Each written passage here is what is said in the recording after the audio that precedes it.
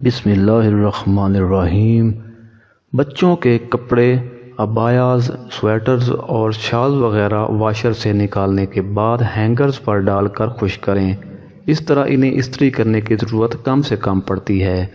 गर्मियों में इस्त्री करने वाले कपड़े वाशर से निकालकर धूप की बजाय छांव में सुखाने से इनके रंग खराब नहीं होते। अगर दूध फट जाए तो अफसोस न करें, बल्कि फटे हुए दूध से खोया बना लें और इस वक्त इस्तेमाल करें जब कोई मीठा बनाना हो, या फिर आप फटे हुए दूध से आमलेट भी बना सकते हैं। बचे हुए सालन खासकर दाल में आटा डाल के गूंद लें, बहुत मज़े के पराठे बनेंगे। बीच में आप प्याज और हरी मिर्च भी डाल सकते हैं।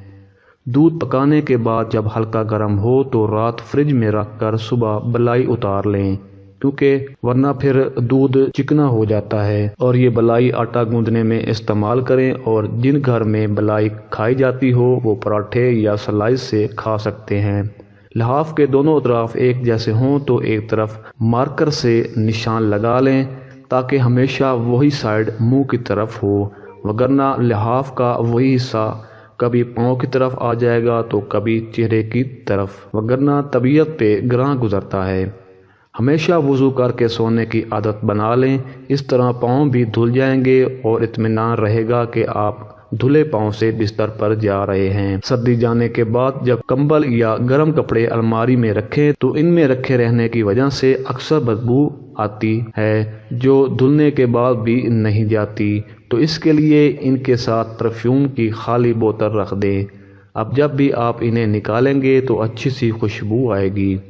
बाज़ औक़ात किताबों को भी दीमक लग जाती है, तो किताबों वाले शेल्फ में कुछ नीम के पत्ते रख देने से किताबें दीमक से महफूज रहती हैं। रमज़ान में पकौड़े बच जाया करें तो इन पकौड़ों को फ्रीज़र में डालते जाएं, और ईद के बाद इनकी 1 या 2 दफ़ा कढ़ाई आराम से बन जाएगी। थर्मोस या फ्लास्क में जब कोई चीज़ डालकर कुछ देर के लिए रखी जाए तो धोने के बाद भी वो बू इसमें से नहीं जाती है, या बहुत अरसे बाद बंद थर्मोस से भी बदबू आने लगती है।